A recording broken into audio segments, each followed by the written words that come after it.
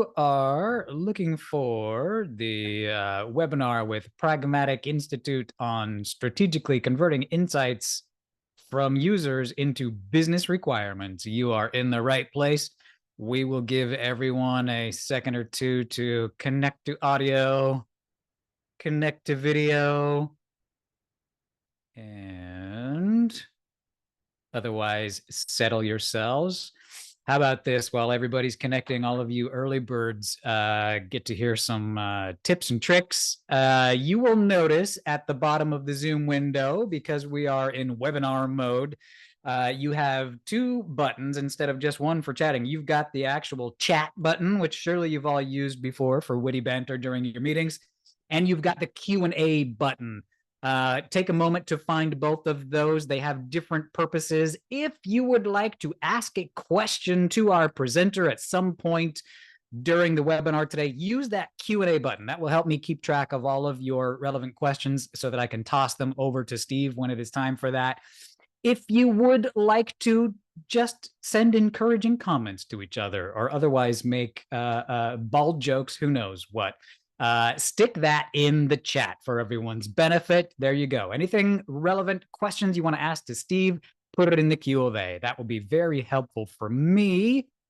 Other things to keep in mind, yes, there will be a recording of today's presentation. Everybody will be emailed that later on, so you can put your pencils down and just enjoy.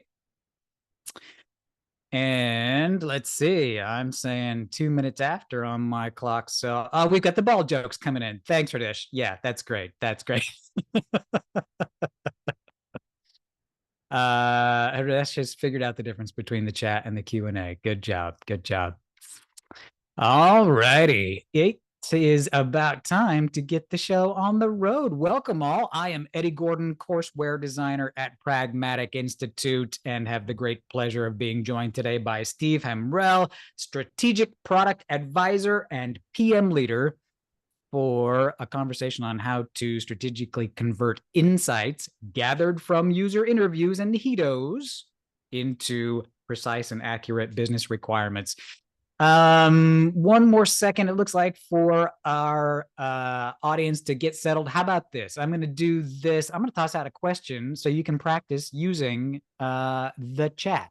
In the chat, I would like you all to tell me what is the most interesting thing you've learned from talking to a user or customer. The most interesting thing you have gleaned from talking to a user or customer. Stick it in the chat. Nothing to win but respect and brownie points, but stick that over there in the chat. The most interesting thing you've used. Let's see what we get here, Steve. New use cases not on the radar. Oh, very useful. Very useful.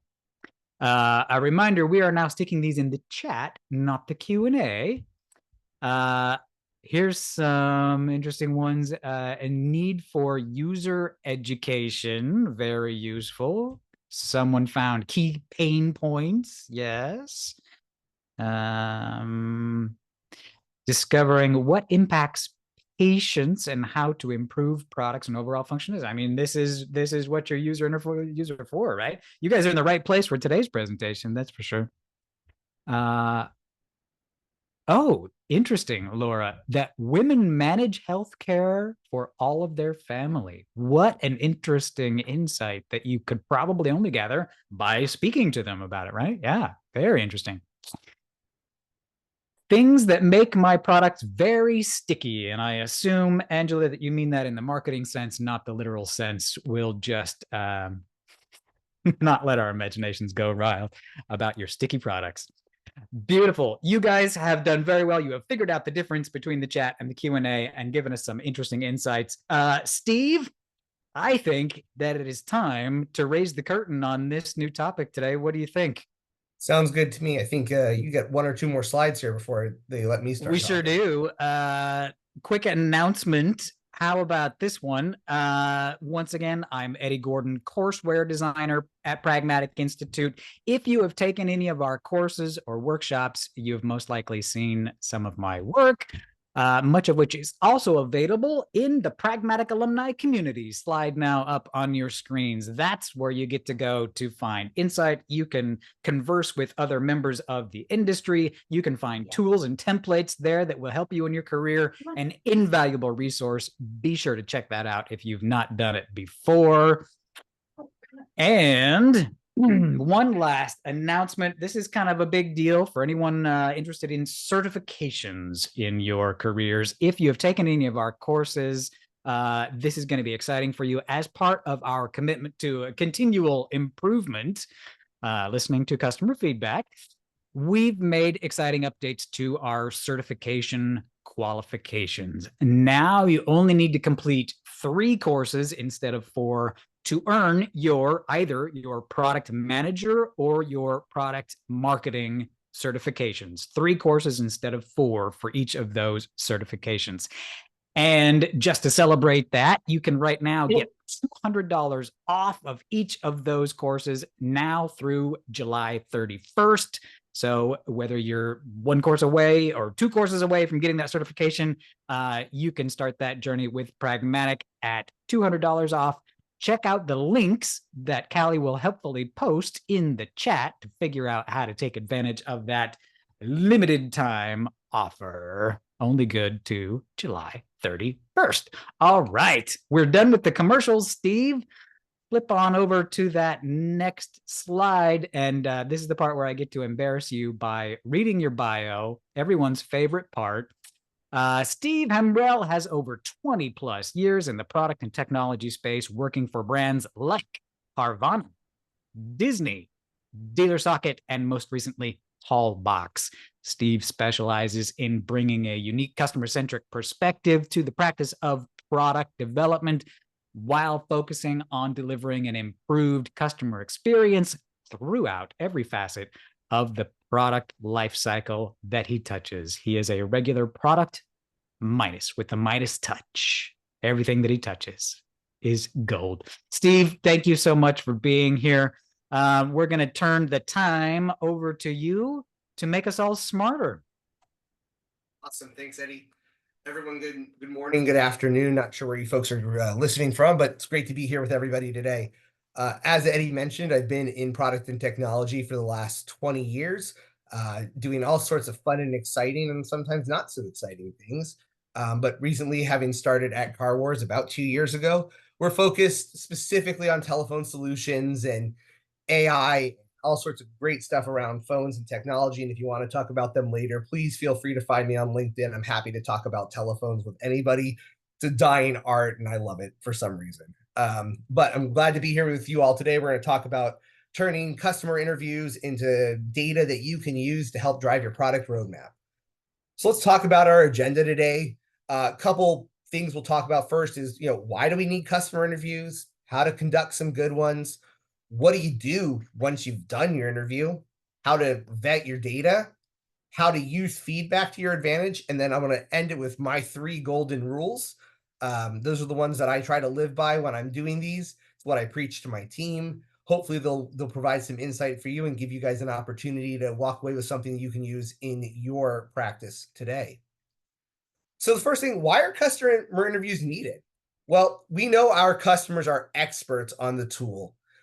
They're the ones who interact with it every day, and they interact with it much different than we do. They're the ones who are going to find the bugs most likely before us, and they're also going to see the opportunities for it to improve before we even have an opportunity to jump in there. Market trends and conditions change faster than we hear about it as a product team. I've never met a product person who was up to date on what's happening in the market.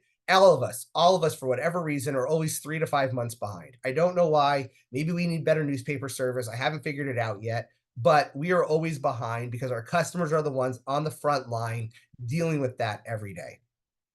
We know, right, that building software in a bubble, it doesn't make for a successful product. We've all tried it at some point in our career. And what happens is we end up with software that works for 5 people. And then we end up either shelving the project or ripping it down to the bare bones and redoing it again because we realized we didn't think enough about what others needed and how we could make that product scalable and extensible to everyone else out there. We know that external ideas always lead to innovation.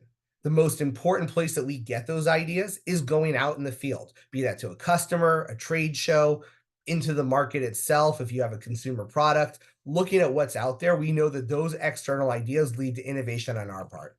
And of course, as Eddie mentioned, Nihito, right? We all know it. We all love it. We all know nothing important happens in the office, even more so now after COVID, where your office may very well be your house. Nothing important happens in my office. I work at home.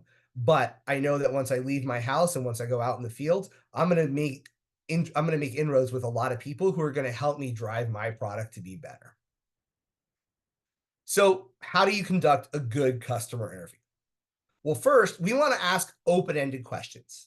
Yes, no style questions or questions that only have a single word answer don't provide you any insight. They're kind of useless, actually. Well, how do you craft a good question for a customer interview? Right? So here's some guidelines that I've kind of figured out over the years and how I teach people who work for me how to craft these interview questions. First, assume that you need to provide all the context and all the information to your customer, right? That means the what and the why of your question can and should be combined. What is your favorite type of cheese, for example? You're going to get a one-word answer. You may say cheddar, you may say Monterey Jack. I don't know. It doesn't give me any context. But when I ask you why is it your favorite type of cheese, all of a sudden I now have gotten useful feedback that's going to help me drive our interview forward and get more information out of you. You're going to want to guide the user or the customer to an understanding of the problem that's trying to be solved, right? They don't always understand it all, but you have to be careful. When you're steering them towards that answer, don't steer them towards the answer you want to hear. We all have a bias to what we want to do. And the more that you can find ways to be agnostic and not put your bias into those questions, the more you're going to get value out of it. Everyone has a different understanding of a market problem. And when you eliminate your bias, you're going to get a clearer picture of what that is.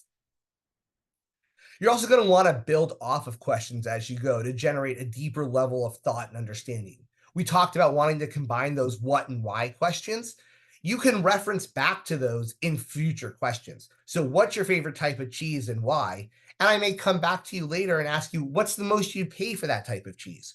What's your favorite place to buy that cheese, right? As I start to build off those questions, I'm building a user story with that information and making it so that when I leave, I've got this whole picture of what a customer is interested in that's more than just, well, they like cheddar cheese.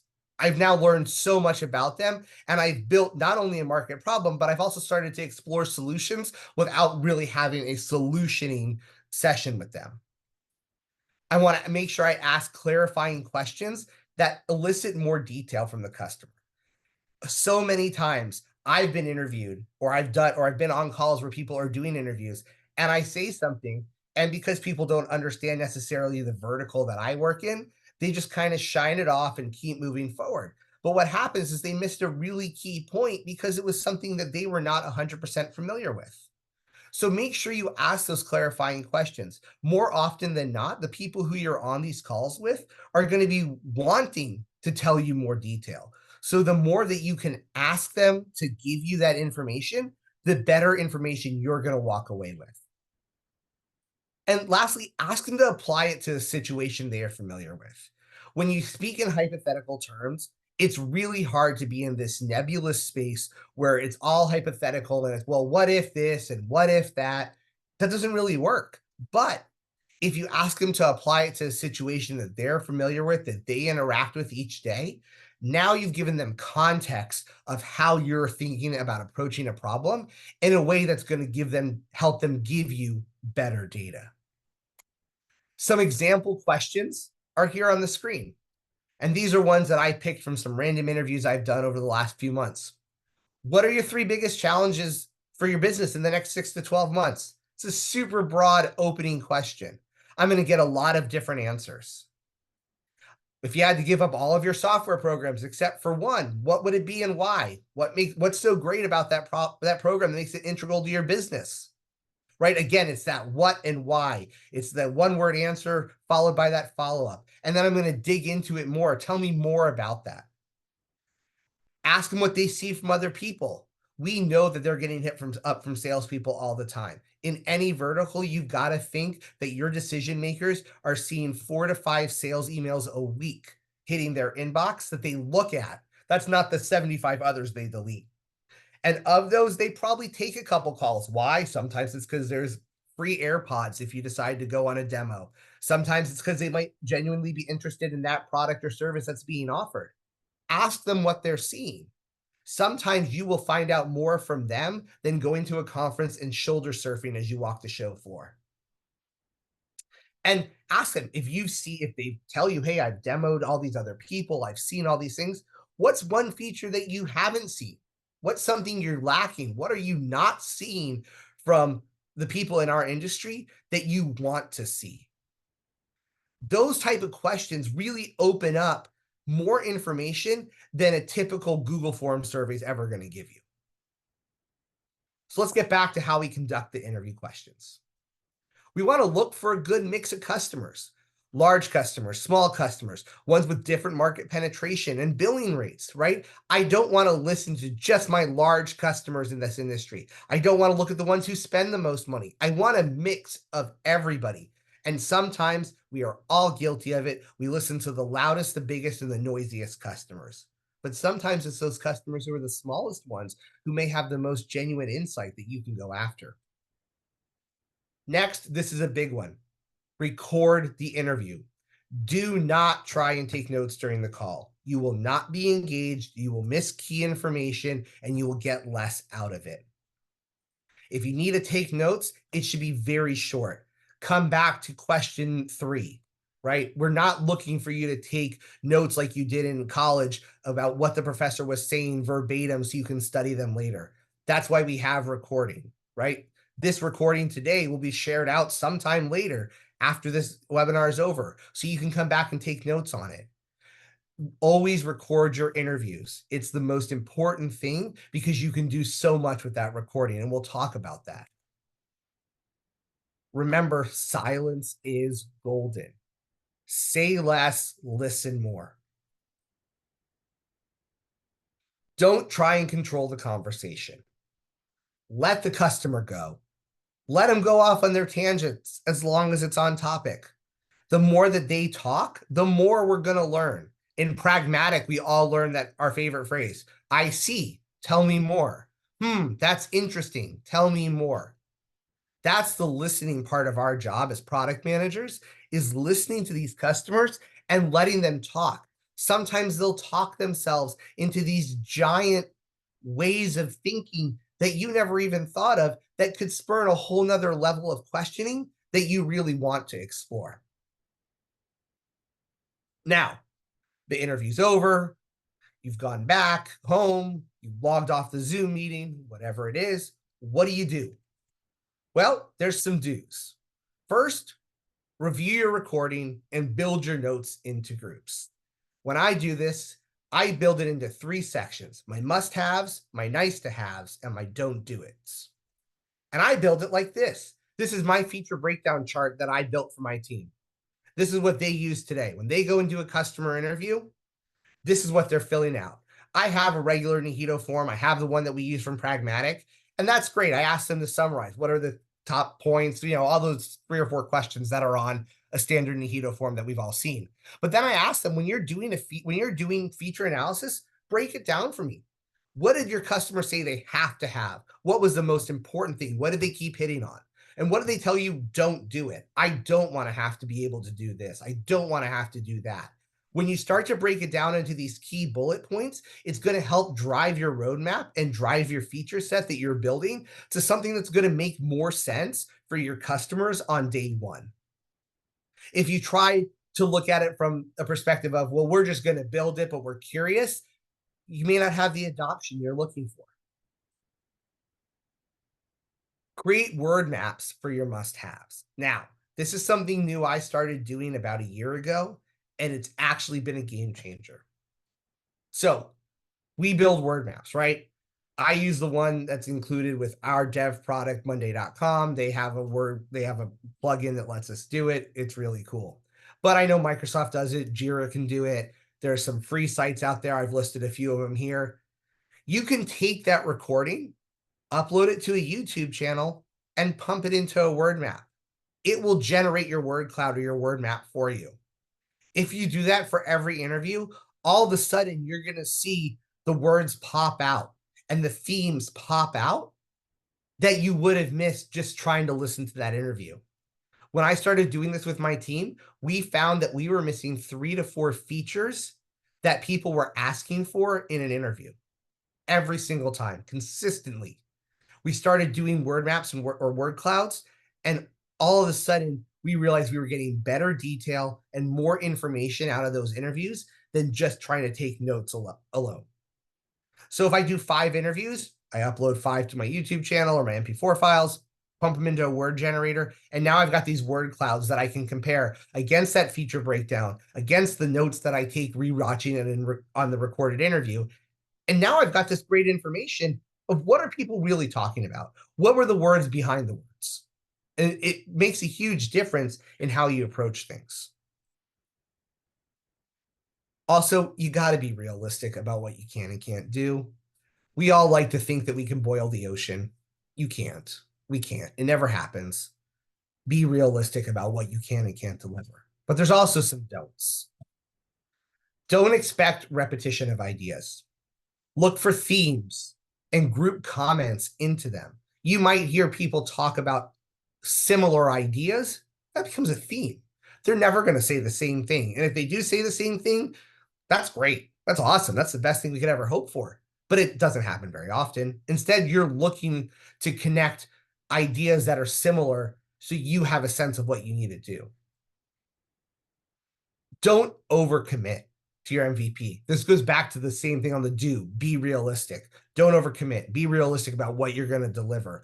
You can't do it all. You're never going to do it all in one shot. And I said it previously, don't cater to the loudest, the largest, the nicest, the noisiest customer. You can't build for 5%. You've got to build for everybody. And the more that you look past that and diversify who you're talking to in those interviews, the more information you're going to get out and the better your diversity of information you're going to have. Lastly, do not use your interview as a sales gateway. This happens all the time. It happened to me yesterday. I was on a demo with a vendor and it turned into, it was a customer interview, kind of a demo, and it turned into a full-blown sales pitch.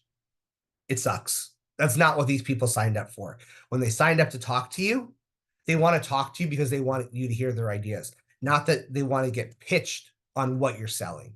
So if they do bring something up and you're like, man, that's a great sales opportunity, you just shine over it. Hey, you know what? We might have something for that, but we'll talk about that another time. Get right back on track. Don't go to sales, and don't bring a sales guy or a customer success person with you because that's all they're going to do. If you're on this call and you bring a customer success person, they got to know they got to be quiet. I would never bring sales to a customer interview because they're going to turn it into a sales pitch. That's what they're trained to do. That's how they make money.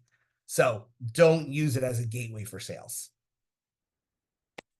Now, you've done your interviews, you've done your do's and you did the do's and don'ts, you've created your must-haves, you've done all that stuff. What do we do next? Well, we go into theme building.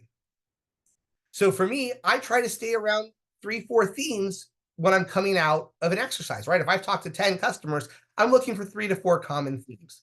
And I do it like this. This is what I do as my theme building exercise. So I look at my word maps, I look at my feature breakdowns from each interview, and I'm looking for common problems that I've heard, right? And I look for the larger themes and not necessarily the detail, right? And I'm going to use a reference that some of you who took Pragmatic maybe 5 or more years ago might remember, was the Samsung smart fridge that had the TV in the door. That was always the one. I think it was in Foundations, right? Why did they build that? We never understood why. Apparently they've changed it now and it's actually maybe a useful product, but it wasn't 5, 6, 8 years ago. The theme was I need cold food. I need a machine that I put stuff in and it keeps it cold. No one needs a TV in a fridge. So look for that larger theme of I need a large object to put food in to keep cold, not I need a fridge with a TV in it so that I can watch Rachel Ray while I'm cooking in the kitchen. look for those large themes. And I use this is a sheet that I use, right? What's the theme? What were the problems I heard? And is it solvable? You will find problems you cannot solve, and that's totally okay. But make sure that you're at least trying to express those out and detail them out so you have them, so you know what you can't do, because that may in turn lead to either a change in your project or other projects to try and solve the problems you couldn't in this one. Define what your requirements are for those themes, and you have to be specific. Sometimes you may need to combine themes together so that you have one big piece of goal that you're working towards. That is one of the things that you can do to really help align your business with what the customer needs are. You can build an RFP or a product canvas. This product canvas is the one that Pragmatic is now giving out in the focus session. This is newer from what I understand. It's been a number of years since I took focus, but I understand it's a newer product. This is what it is. What's the market opportunity? We're asking you as the product manager to go and do a little research beyond just talking to a customer. You went out and did this. What's the ability to do something with this? Do you have to use this one? No. I use this one. This is the one that I created for my team many years ago. We still use this today. Anytime we're starting a new initiative, this is where we take the results of all of our customer interviews, all of our ideas around research, and this is where we put it in this way so that we can actually work with it. Feel free to copy this. If you want a version of it, I'll send you one. You can use this product canvas. This is available, I think, in the alumni community. Use it. These are great ways to get your product managers or yourself to focus on, am I really looking at what am I doing? How does it align to me? And is there actually a chance to make money doing something? Now, the next one, and the reason there's so many stars after it, set up follow-up interviews with the same customers. We all forget to do this, right? We talk to the customer, we've got all this great information, we do all the other exercises, and then what don't we do? We don't circle back around and say, hey, Mr. Customer, did I capture everything you were saying? Does what I wrote down and what I'm planning really align to what you were telling me? You have to do it. It's so important. And the sooner you start doing that, the more success you're going to see, because sometimes you're going to find that this was something that, hey, maybe I didn't hear it right, or maybe I interpreted it wrong, or maybe I didn't, but it's going to give you the validation you need. Also, set up additional interviews with customers not in the first round. This will help you find any other themes to consider and from the other customers. It's a great way to do it. So if you talk to 10 customers in your first round, you have those follow-up interviews with them, go talk to a couple more. Make sure that the people you're talking to are really telling you the same thing, and you're not just hearing from a small, isolated group of folks. But now you're going to have all these accurate and actionable data points that you can work with. So what do you do with feedback? First, you got to be pragmatic about it, right? This is our framework. We know this, we love it. Hopefully you've got it around somewhere. We are focused in there where that red circle is. The stage that we're talking about today is right there in that planning vertical. We're talking about who are our buyers, who are our users, what are their requirements, what are their scenarios.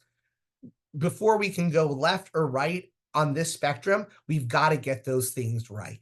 And that's what these customer interviews are designed to do, to make sure that as we go into the marketing and the focus and the business part of it, or into the building and enablement, that we're building the right things to serve what we learned in this vertical. We want to take that RFP we created to our internal stakeholders. What do they think? Is there a market? Is there value? Do we bring a distinct competitive advantage? Sometimes your sales leaders are going to tell you, this is great, but no one cares. I can't sell this. That leads to a different conversation, but you have to know that. You have to know, are you giving your sales team a tool to be successful, or are you giving them just another thing to have in a sales deck that no one's going to pay attention to? Talk to your development leaders. Can they do the thing that you need? Be realistic. They will tell you. Just because there's an idea and just because it's technically possible to be done doesn't mean that your group of developers is capable of doing it. So that means you could have to hire people, you could have to outsource, right? Those are important factors to consider as you're taking all this information and looking to action on that data. You want to make sure that your development leaders are aligned with the strategy that you're building and aligned that they can actually deliver what that is. Also, are we really solving the problem we started with? We all set out with a hypothesis. We all have a problem we wanted to solve. But are we really? If we are, great. Now we've got all this other stuff to do. We've got to do a business case. We've got to do financial models. We've got to do technology scoping. We've got to start road mapping. All those other fun things that are part of product happen when we realize we're solving the problem. But if we're not, we have to go back to the drawing board and we've got to do more research, or maybe we have to kill the idea. And that's okay. It's okay for an idea to die. Sometimes it's not the right time. Sometimes it's not the right fit. Sometimes maybe we just got it wrong and we didn't solve anything. So let's talk about my 3 golden rules. Rule number 1, data talks, everything else is fluff. Eliminate your initiative bias. We talked about how you do that. You don't steer people. You let them talk. You want to listen. But you have to turn that into data. You can't just bring your gut instinct to an executive team. They're not going to listen. You've got to find a way to turn that into actionable data. Some questions you can ask and answer as you're doing this. Can we sell it? Do we include it in our product, or is it an add-on that someone has to buy? Is there actually demand for this? Just because there's a problem doesn't mean there's a demand to solve the problem. Is there existing competition? Is someone else already solving the problem? Or no? That's okay. We just need to know. Does it unlock any tech advances for us? Does it help us grow our technology stack? What's the TAM? What's the total addressable market? And of that, what's our available total addressable market? I work in automotive. That's the vertical I live in. There are something like 15,000 car dealers just in the continental United States. I cannot sell to all of them. Not all of them will buy the products that my company makes. Of that, I've probably got an addressable market of like 11,000. But the TAM's huge. If you watch Shark Tank, that's where people get eaten alive every single time on Shark Tank. They say this is a $3 billion industry. And what does Mark Cuban say? That's great, but how much can you actually sell to? That's your available TAM. That's such an important thing to know. What's your penetration potential, right? If your available TAM is a certain number, what's your conversion? If you can only sell to 6% of your available TAM, are you going to make any money? You have to know how your contracts close today to know if you have any room to penetrate that market. Rule 2. Sometimes you have to say no, even when the market says yes. A quote from my favorite paleontologist, Dr. Ian Malcolm: don't become so preoccupied with if you can that you forget if you should. Some questions to ask yourself here. Are we solving a real market problem? Is this something everyone experiences, or is it just a niche? And that's okay if it's just a niche. It could be a large niche or a problem that happens to a niche group of people, but generates a lot of hurt and angst, and if solved, would help you significantly.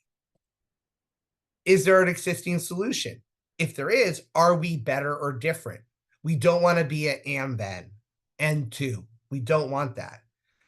Just because there is, doesn't mean that we should be doing it, right? There's plenty of times in all of our industries we go, you know what?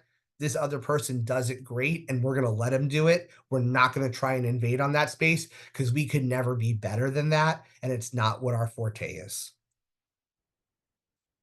And are we going to jeopardize our roadmap? If we do this, do we put the rest of what we want to deliver at risk? Huge question we have to ask ourselves.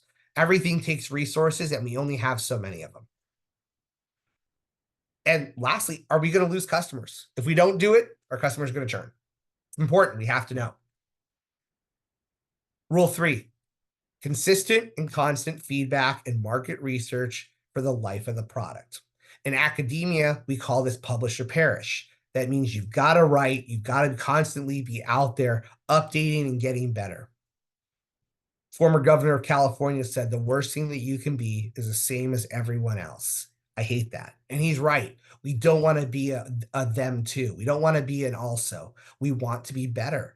And if we're not publishing and we're not making things better consistently, maybe it wasn't the right decision. We have to ask ourselves, do we keep up with the market? Have we continued to innovate our product, or has it gone stale? Do we have the resources that we need in order to continue to drive our product forward? And is it still a problem, or was it a brief inconvenience? COVID was not an inconvenience, but it was the best example I could think of. There are people who built entire business models that existed for 23 months during the pandemic. Those people are now bankrupt because their business model did not hold water once life started to return to normal after the pandemic. We have to think about that too. Are we solving a problem that's going to last forever, or are we going to solve a problem and in 23 months that problem doesn't exist anymore? You have to know that before you get into it. So as we come to the end of the time here, I want to talk about 3 things for you to walk away with from today. First, speak to the data. Show how you got there, no gut feelings. Back it up, show people how you can do it, what was the way that you got there. Craft questions that don't show implicit bias, right? We have to make sure we're doing that. And lastly, don't be afraid to say no when there's pressure to say yes. That is the biggest thing that I can have you walk away with. When you're interviewing customers, at the end result, whether it's to the customer, your exec team, any other stakeholders, don't be afraid to say no. If you have the data, saying no will be easier than the pressure to say yes. Eddie, I think this is you. Steve, oh my goodness. I'm just sitting here drinking from a fire hose. This is wonderful. And that excitement is reflected in the number of questions that we've got coming into Q&A as well. And you left us with time to answer. We're going to answer as many of them as we can. Just quickly before I do that, for anyone that missed it, if you were logging into audio when I announced it the first time, quick announcement from Pragmatic Institute. You now need only to complete 3 courses instead of 4 to earn your product manager certification or your product marketing certification. That is a brand new change. And in order to celebrate that, you can also get $200 off of each course from now up until July 31st. Kelly has helpfully put a link in the chat for you all to take advantage of that wonderful new opportunity to streamline your certifications. We're excited about that. All right, there's the commercial out of the way. Steve, let's do some of these questions. There's some good ones. There's some themes. I'm noticing some themes. In a very meta way, I was analyzing the user input and formulating themes from that information.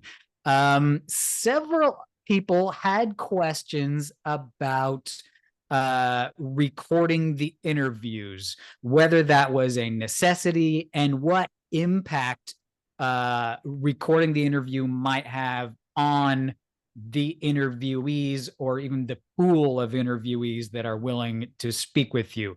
So I'm going to try and sort of summarize all of these together, but can you talk a little bit more about what effect recording the interview might have on your potential interviewees? Might you sort of unintentionally hinder gaining feedback from your quiet 80%? Might there be instances where, for sort of regulatory reasons like HIPAA rules, a person just might not be willing to do the interview because they're worried they get asked about something that would get them in trouble? Or even more subtle, you wouldn't hear about things that might get them in trouble with their boss. You know, any number of reasons a person might speak off the record but might not speak on the record. What can we do to compensate for that in our recording process? Yeah, so definitely, right? I will tell you, most of the time when you say you're the product person and you want to talk to them about how the program works and what we can do to make it better, I never get pushback on recording, even in person. I never get pushback on. I saw someone ask the question, "How do you record when you're in person?" I literally will create a Zoom meeting for myself, turn on my camera and my microphone on my computer, and record it locally and point it towards whoever I'm talking to in person. Because all I And want inform some. the person that you've done so. Yep. Always, yeah. Always, Okay, always tell them okay, you're going good. to Thank record. Always, you. always ask. Always tell them. No, no, don't behind the scenes doing it stealth or whatever. No, always tell them. I've never encountered anyone who said no. Even working with government agencies, generally, if it's really important, they might want you to sign an NDA. But honestly, most of the time, first off, most of the time you're talking to your customers, you're already under contract with them. You already have a master services agreement in place of some kind that says you can't divulge information to other people and whatever. It usually covers you. Now, if you're talking to people who aren't your customers, who are maybe prospects out in the field, that's fine. Again, I've never run into that challenge. Most people are happy to have themselves recorded. In today's day and age, people are just used to it. I don't even think twice anymore when I see the, this meeting is being recorded thing pop up on Zoom or Teams or Google or whatever. It doesn't even bother me anymore. 5 years ago, it might have. Now I'm just so used to it.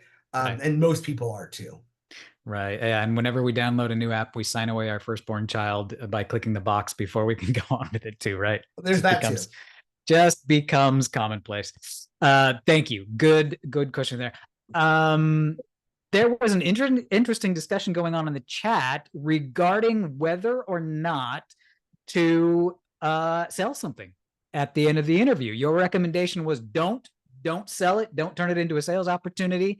There was a question about, look, if the customer's responsive, if you've got them on board, if they would say yes, why would you just leave money on the table at the end of your research interview and not say, hey, here's the product, here's how you go buy it?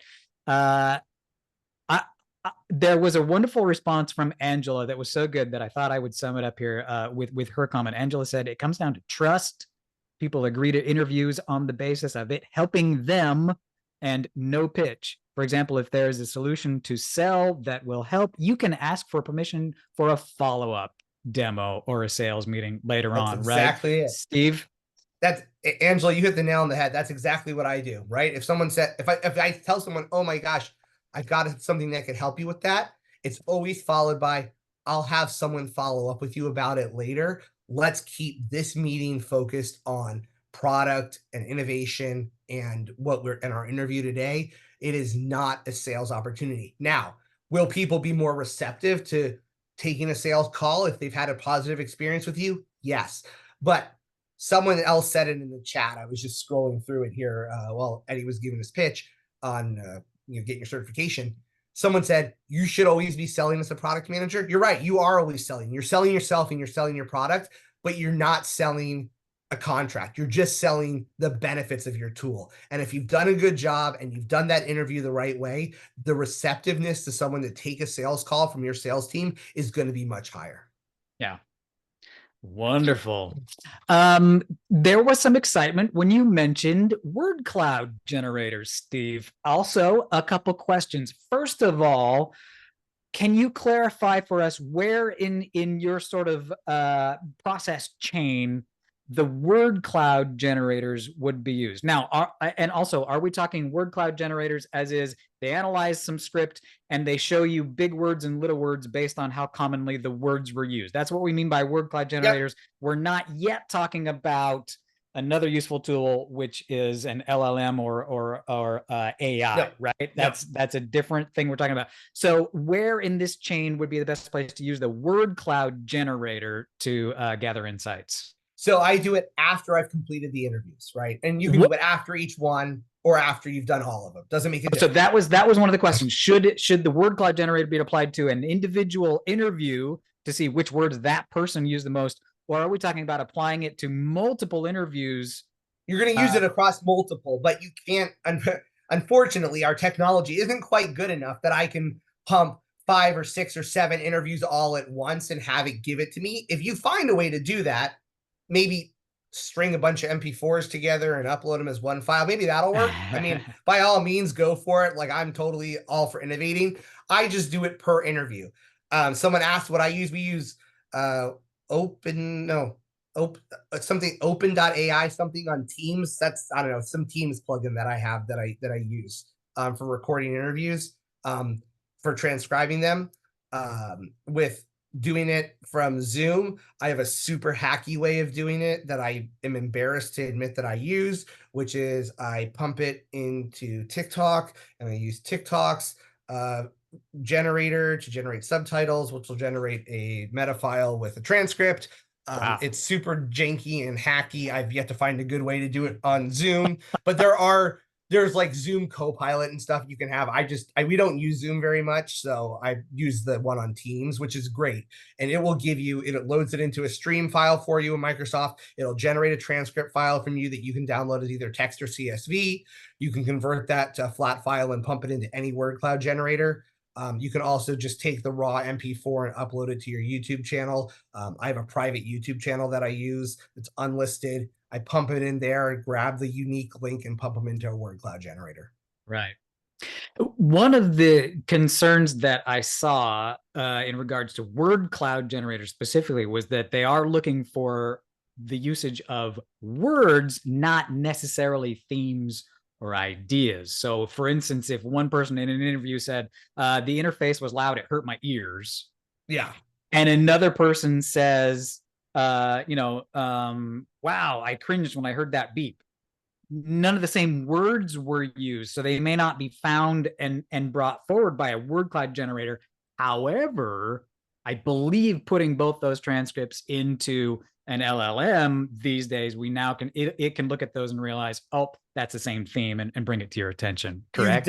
You definitely can. I will tell you, if someone keys in on the same thing, like it was loud or the beep, or there was too much of a beep or whatever, and they say that enough, if they're both saying the same thing, those words will pop up. And that's where we were talking about looking for large themes, the cold food versus smart fridge analogy, right? Right. Beep, loud, those are, to me, are the same thing. Those are an audio indication if there's something audio I need to deal with, as opposed to necessarily which exact thing is happening. But that tells me there's something audio. And remember, you're not just dependent on this. Your job is still, you need to go listen to these interviews and take your notes.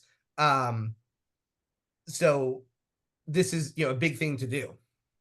Make sure you're going through, you're listening, and you're taking those notes. Good. All right.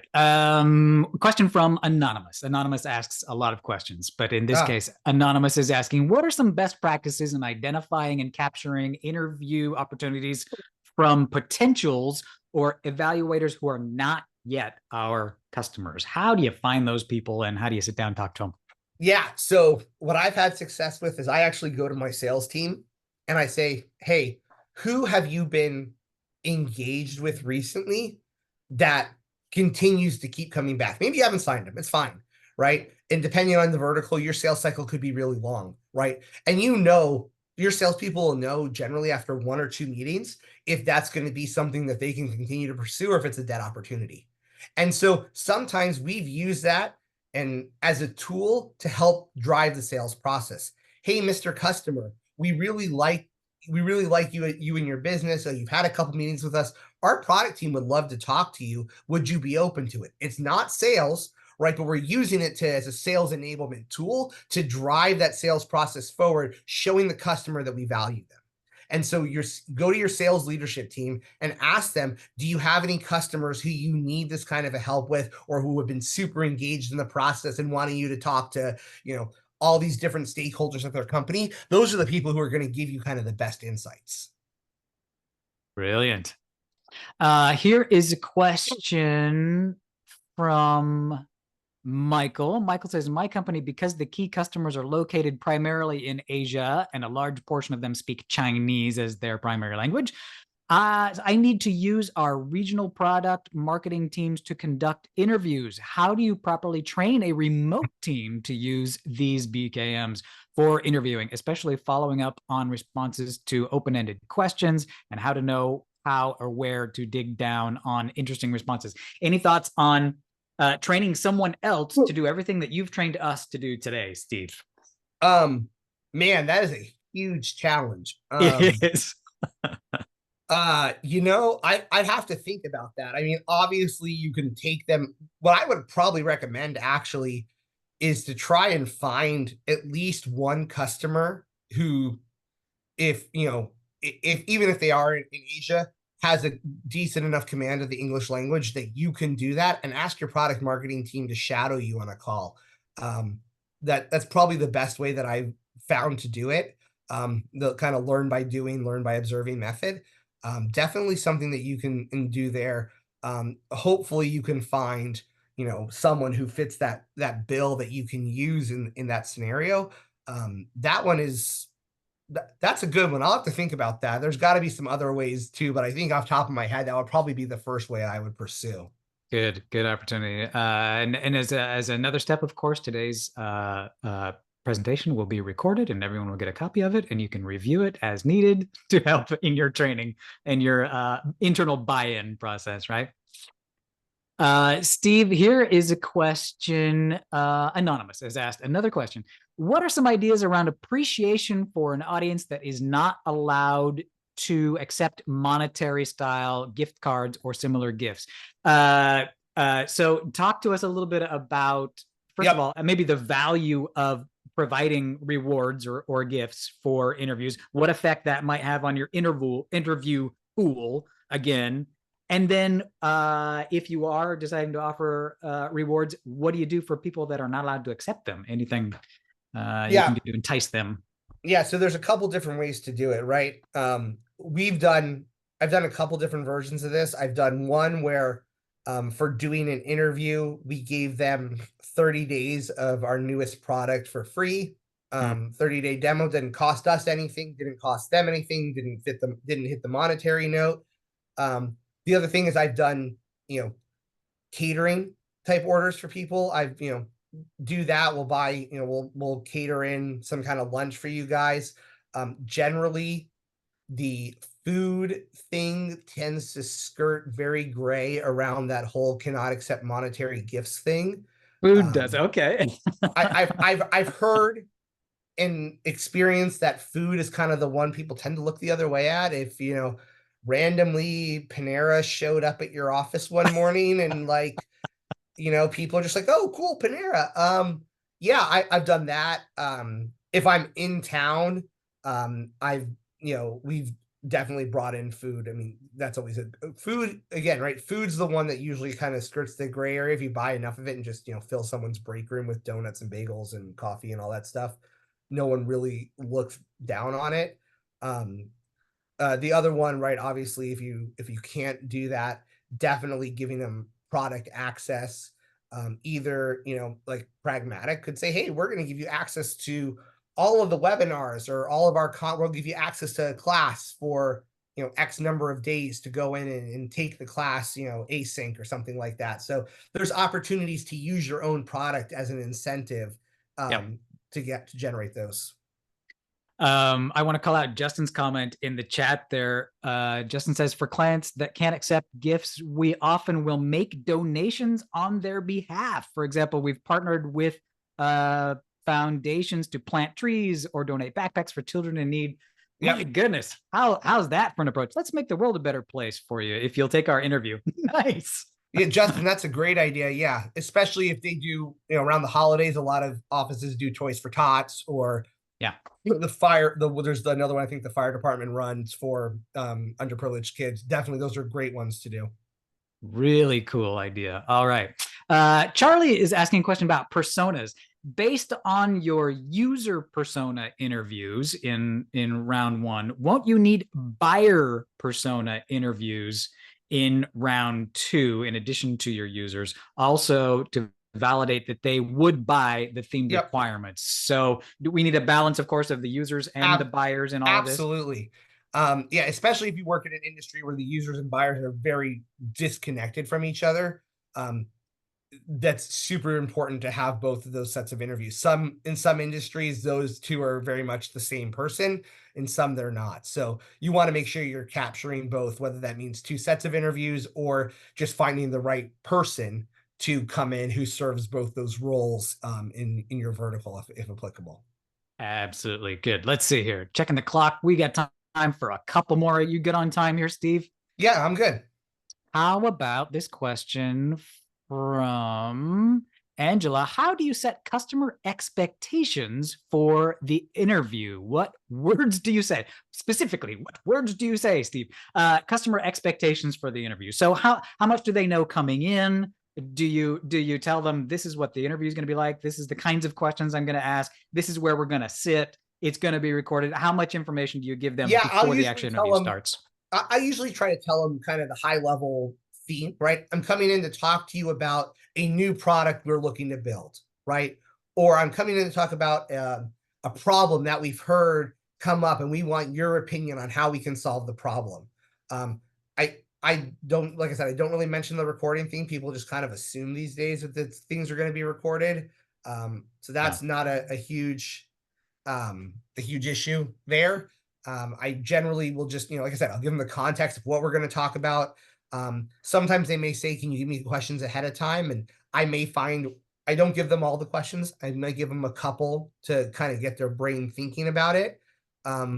But most of the time, as long as people know why the interview is happening and kind of what your end goal is, the goal is, we're going to talk about this problem and we want to walk away with 5, 6, 7 ideas from you on how we can solve the problem.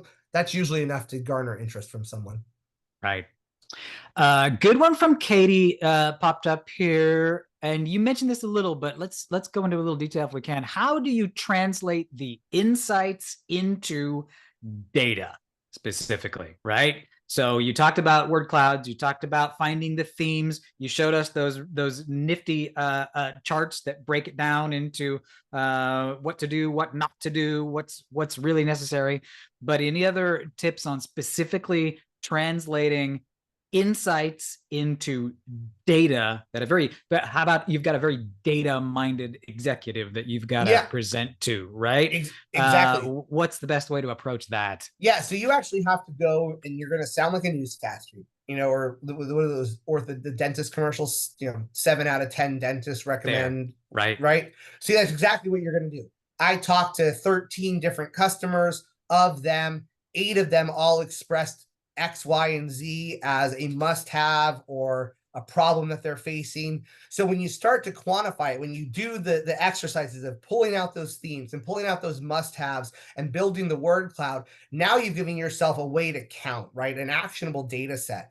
I interviewed 13 people, 8 of them said this, 4 of them said that. Now, when you present that to your executives, you say, hey, look, here's what I got out of my interviews. And if I extrapolate that against our existing customer base, that means that X percentage of people are experiencing this too, if we use this as a sample size. There you go. Percentage. That's a good data number. They'll like that. Anonymous asked, what advice do you have for advocating across departments for customer and marketing research at organizations that don't understand the value? So the age-old question, Steve, how do we get buy-in in the other departments for what we're doing? Yeah, and that's the hardest thing to do.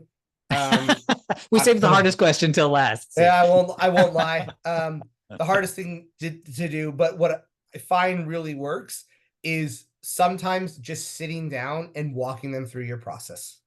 If most of the time it's not that they don't want to do it, it's they don't understand it.